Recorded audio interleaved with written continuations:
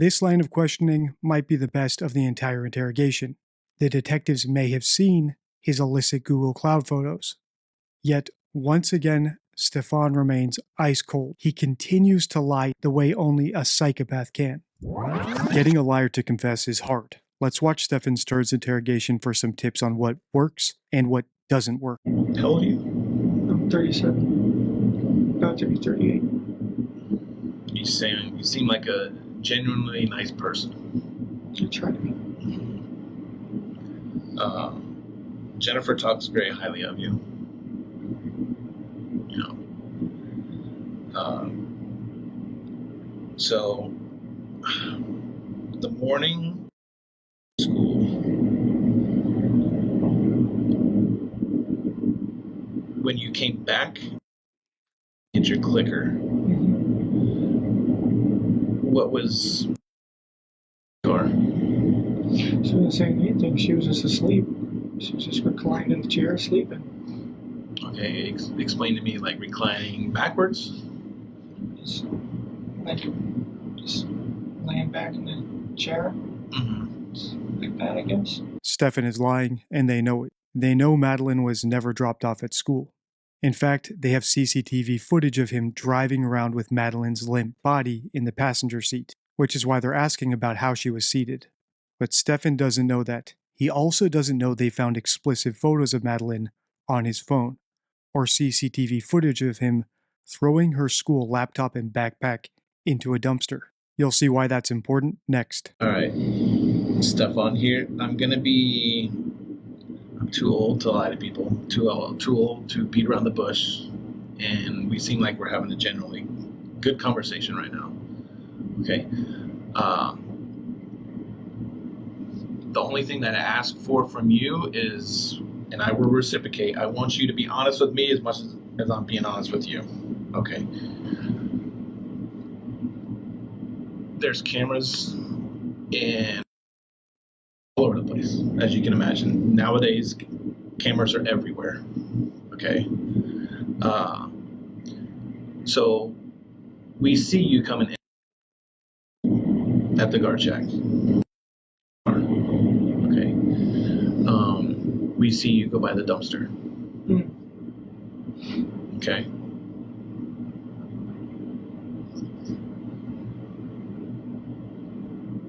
I may have taken some trash with me then. What was in the trash?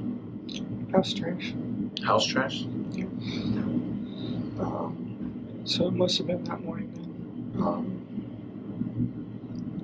We'll toss trash bags on the back seat.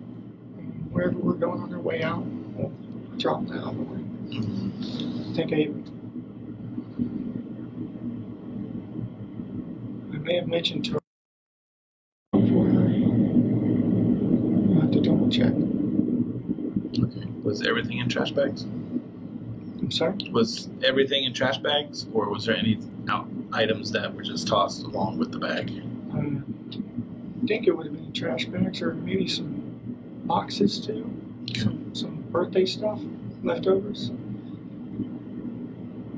I can't remember exactly what. Okay. When you for school, did she have her backpack with her? Yes. She did. Did she have her school computer with her? Yes. Did you throw Maddie's laptop away? It's the obvious question, especially with video of him doing it. If he says yes, they get a nice little admission. But what if he says no? You can't give suspects the opportunity to deny anything critical. Getting a guilty person to confess is hard enough. If they deny the act first, now you have to get them to admit they're a liar too. That's why these detectives framed the question the way they did. Instead of directly asking Stefan if he threw out the laptop, they simply hinted that there might be a CCTV camera near the dumpster. This nudges Stefan to align his story more closely with the truth without calling him a liar or cornering him into a denial. However, as you'll see, this tactic doesn't always pay off. Presumably, yes. Presumably. Okay. She should have.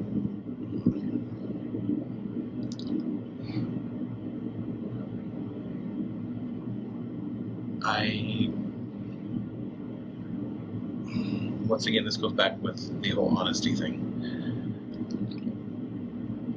There was things in that trash bag that got thrown away that probably shouldn't have been thrown away. Okay. We'll get that in a minute. But right now, our main focus is finding. That is our number one focus right now. Okay.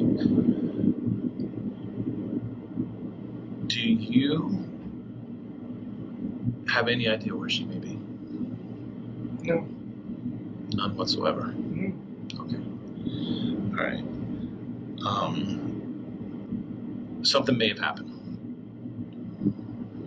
Do you think anything?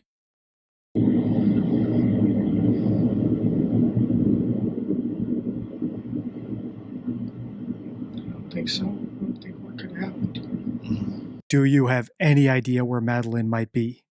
That was a bad question, and here's why. It forced Stefan to either incriminate himself or deny it. And predictably, he denied it. Even if they come up with some creative rationalization for why he might know where she is, it's going to be tougher for him to admit that now, because he'll have to admit that he lied when he said no. Even worse, the detective made him double down on that denial when he asked none whatsoever. Instead, the detective should have led with what he said next. Something may have happened. It's non-confrontational and doesn't beg a denial. It also implies the police might already know something, just like when they hinted at CCTV cameras being near the dumpsters. In other words, it doesn't put the suspect on the defensive, but it might trigger the mind virus that forces them to adjust their story to align a bit more closely with the truth, because they're not quite sure what the interviewer knows. It's similar to getting an email from your boss saying, "Come to my office," or a text from your partner, "We need to talk," or when a cop asks you, "Do you know why I pulled you over?"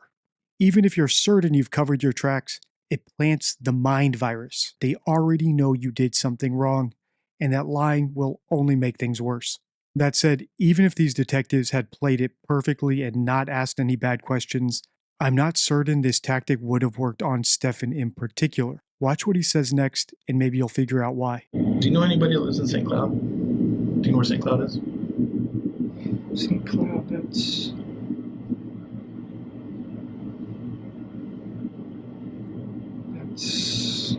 north or south or East. east? East of Kissimmee. Yeah. I've been out there too much. But yeah, I'm familiar with St. Cloud. Okay. Whereabouts in St. Cloud? Like, do you know friends out there, or? I don't have any friends really. I've driven out there a few times before, but mostly just when I'm meandering up and down 192. Were you out there this week? Yeah, I was out there sometime this week. Sometimes I just drive and meander around and explore. And drive till I don't know where I am, and drive till I know where I am again. And I don't know, just driving, it's peaceful sometimes. All right. If I got time to kill, I'll just drive around. Mm-hmm. All right.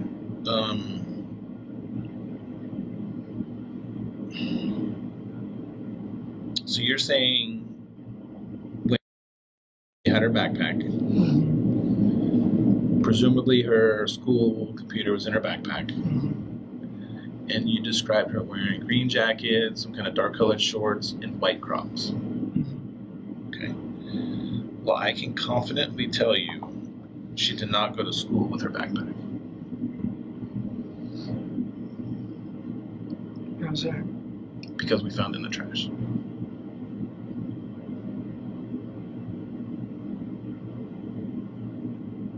So, Stefan, here's what I'm asking you and pleading with you is to dig down and do some soul searching.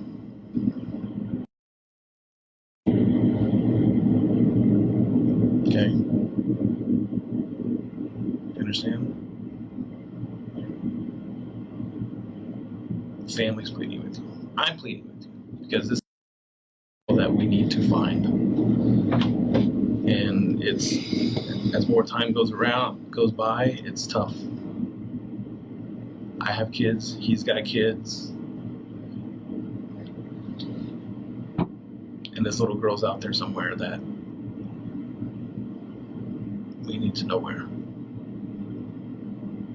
And I really, really, really think you can help us.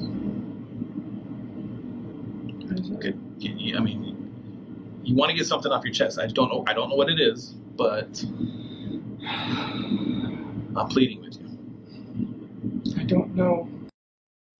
I don't. What happened? I dropped her off. Where? I dropped her off on the road to school. That's the last I saw her. Psychopaths don't feel empathy, so pleading with them is pointless. Telling them you know they want to confess won't work either because they don't feel remorse. So how do you get a psychopath like Stephen Stearns, and I do think he's a psychopath, to confess? If you've seen my Chris Watts series, you'll know the FBI uses a tactic that downplays the crime and shifts the blame onto external factors like society and even the victim. This can make the psycho feel understood, sometimes just enough to confess despite themselves. Here's how I described it in my video, How to Interrogate a Psycho. And you'll notice that the interrogators are not doing what you might expect them to do if all you know about interrogation comes from the movies. They're not shouting at him and saying, "You know you planned this," or accusing him of lying, or threatening to impose extra penalties on him if he doesn't tell them the truth. They are going along with him. Well, yeah, that seems to be the case, that you really didn't have much control of your life. Other people really were controlling you. You didn't shoot her from across the room. It was up close and personal. You strangled her, just like a crime of passion. And what are they doing when they do this? Are they actually falling for what he's saying? No. What they're doing is they're making him feel in control of the conversation so that he's more likely to open up. That's not the approach these detectives are using with Stefan, though. They're going with a different strategy that can also work with stubborn liars, making the suspect realize that lying won't save them, and that their best move is to either barter or beg for mercy. This becomes clearer as the interrogation continues, and their hints about having evidence against him grow more direct. Sometime throughout the night on Sunday, did you guys have any interaction, conversations? What, like fight? No, I'm not saying fight. Just,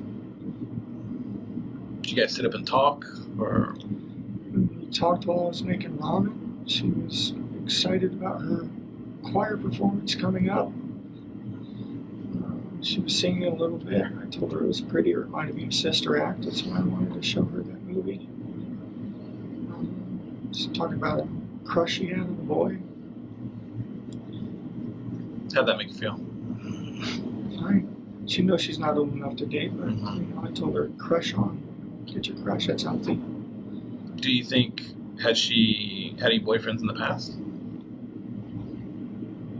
Not per se, boyfriends as however they can be early on, but we decided that she was too young, needed to avoid that BS. Alright, being that she's too young, so she shouldn't be having sex with boys. She's all the that stuff. None of it counts. It's real. I just told her she'd be better off waiting till high school. Has she ever talked to you about boys? A little bit sometimes. Has she ever, because I asked Jennifer the same thing, has she ever disclosed to you about being sexually active with boys? No. Do you know if she's ever been sexually active with anybody in the past? Not that I'm aware of.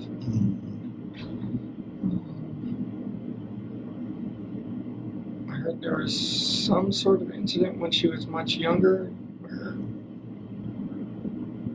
she did something with the phone or a camera but got scolded for it. She was very young. She didn't know. She got scolded for it though. But it's vague. It's just remembering what someone said offhand. Young girls can get crushes on older men. Did you ever get that vibe from Maddie? You told us that anecdote about Maddie taking inappropriate photos. Do you think that's the only time she ever did that? I can only imagine what it's like to be in your shoes, to be on so much medication, so anxious. I'm sure you do things sometimes that you don't even mean to. These are examples of FBI style blame shifting. Unsettling to say, but they could have pushed Stefan to open up. After all, he already admitted to cuddling in bed with Madeline earlier in this interview. But these detectives aren't using that tactic. They aren't shifting blame, minimizing Stefan's actions, or rationalizing them the way the FBI did with Chris Watts. Instead, they're trying to corner Stefan by pressing him on his timeline and inconsistencies.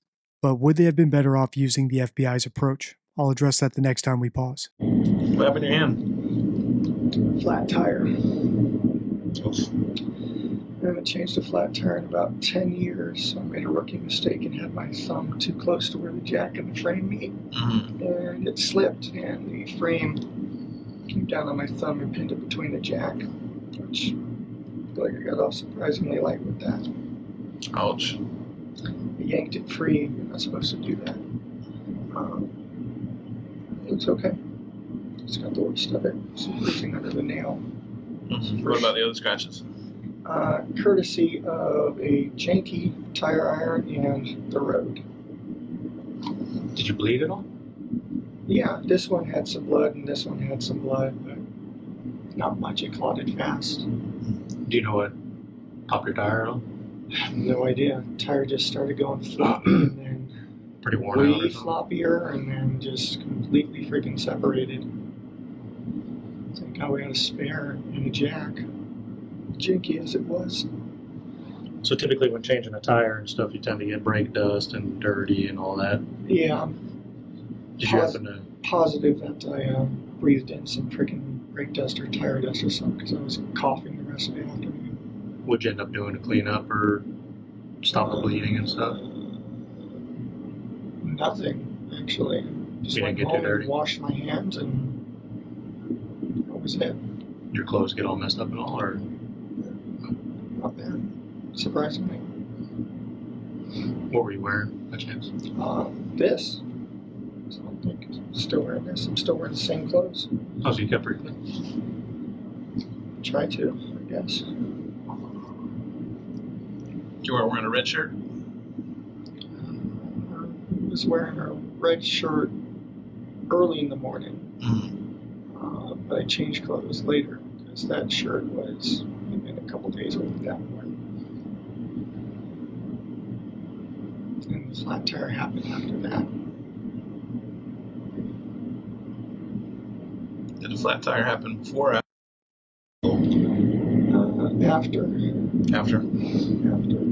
It was sometime afternoon between noon and like 2:30. I don't know how long it took me to fix it. And you changed your shirt before or after going back to get the gate clicker? I don't recall. Maybe after. I can't. I'm so sorry. I was medicated. I've been medicated all week. My memory is just not as reliable as I would like it to be right now. You know, I was in a fog and half asleep that morning as it was.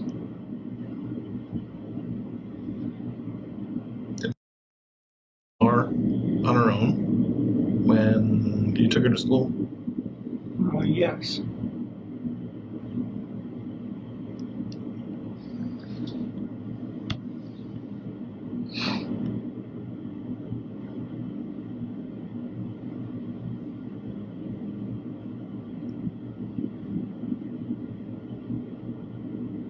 What are you thinking about? Sorry, I'm spacing out here. Long day, no sleep. Who else has access to your car? Are you the only one that drives it? Well, my parents have access. But here in Kissimmee? Yeah, Kissimmee, I'm pretty much the only one with access to it. So safe to say you'd be the only male driving that Lincoln? Presumably, yes. Stefan deceives without technically lying, as I explained in my video How to Catch a Psychopath. I won't rehash all the techniques he uses here, but I'll link that video at the end of this one. In short, Stefan avoids giving disprovable answers by hedging them with terms like presumably and being vague. It is impressive the detectives caught him in an inconsistency about when he got the flat tire and when he changed his shirt. But as I said earlier, I can't help but wonder how much more they could have gleaned by appealing to his ego. They had plenty of opportunities to do something like blaming external factors like his medication, or even Jen, saying something like, "She sent both of you to bed together on Sunday, right? Why do you think she did that?" By taking that approach, they may have coaxed him into revealing more about his views on Madeline and what he considered to be acceptable behavior. It's totally possible, maybe even likely, that he would have stubbornly stuck to his story just like he's doing now, even in the face of suggestions that he's been caught on camera. We'll never know, especially after this next part where everything comes to a head. All right, I want to get back a little bit to you saying she's not allowed to have boyfriends or anything like that. But she can have crushes. She likes Mm. All right, have you and her ever exchanged, like, do you guys exchange text messages? How do you guys communicate? FaceTime. She'll FaceTime me at night when I'm not around before bedtime to say goodnight. Talk. Sometimes we don't even talk about anything. We'll just sit there doing our own thing and just with each other's faces on the phone. Just spending time, What happened? So the deputies made a comment. So what happened to your phone? No idea what happened to my phone. I was pushing off doing this update for a while and ended up trying to do it. I don't know what the hell, my head being in the state it was, I wasn't paying attention. I ended up somehow doing some sort of option that updated the OS, but it ended up like wiping my phone at the same time. Even just now, the phone that my dad gave me and set up for me, I literally just pulled it out of my pocket and the sucker was reinitializing again. Mm. So I don't know if it's just me and technology right now, or I'm just not paying attention, or. Did that happen once to your phone, or how many times do you think you updated your phone? I think I tried to update it twice, and I don't know what happened. Okay, and from what I understand, that you gave the deputies consent to look through your phone. You did, okay. And you voluntarily gave it to them so they could bring it here to do the extraction and stuff like that. Okay. What do you think was on the phone? Text messages. Mm-hmm. Emails. Old stuff. Pictures? Oh, yeah. What kind of pictures were on there? Trading card pictures, lightsaber pictures, Disney pictures. Do you have a Google account? Yeah. Do you save pictures to your Google account? Sometimes. Or is it automatically? I know sometimes phones sync to a cloud and. Yeah, I think it backs up to Google. Mm-hmm. And then sometimes when you reset your phone and your phone updates and puts these apps back on your phone, sometimes they will put the images back on your phone. I'm not sure. Okay. Do you have Oh, I assume so. any pictures of you? Probably. I mean, we went to Disney. What do you think was on your phone? Do you have a Google account? Sometimes Google will sync stuff to your phone. This line of questioning might be the best of the entire interrogation. None of these questions force a denial because none of them are directly incriminating. It's not like asking, did you have inappropriate pictures of Madeline on your phone? But they do create a powerful mind virus. The detectives may have seen his illicit Google Cloud photos, similar to when they mentioned that there might be cameras near the dumpster, or asked Stefan out of the blue if he knows anyone in St. Cloud. Yet, once again, Stefan remains ice cold. he continues to lie in the face of all these implications the way only a psychopath can. And this appears to be the last straw for the detectives because things go completely off the rails after this. Took selfies on the train. She got back from Puerto Rico and had her hair braided. We got pictures of that. All sorts of pictures of family events. I'm not as much of a shutterbug. Take them every once in a while. Any other pictures you can think of?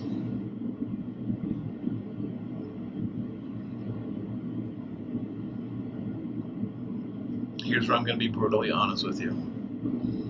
There's your phone. And I'm pretty sure you know what some of those pictures are about. You're a very intelligent person.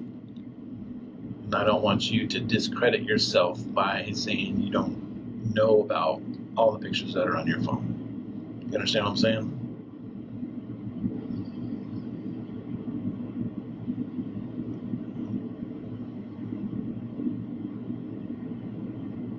So do you want to add to the list of pictures?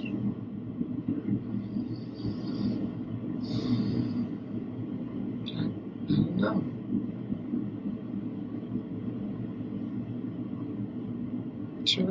Should I be talking with a lawyer right now? I can't answer that question.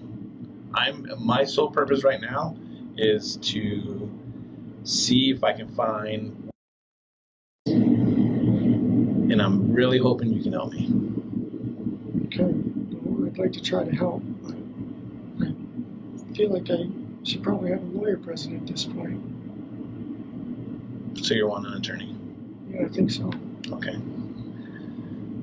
That can happen. I want to let you know you're not free to leave. You're being detained, okay?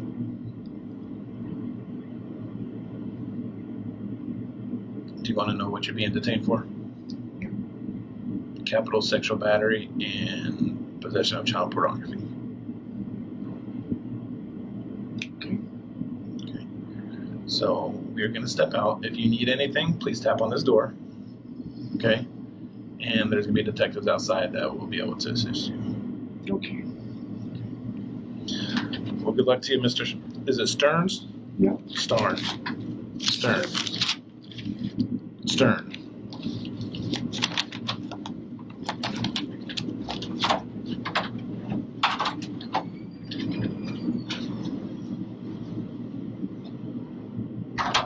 Once a suspect invokes their right to an attorney, interrogation's over.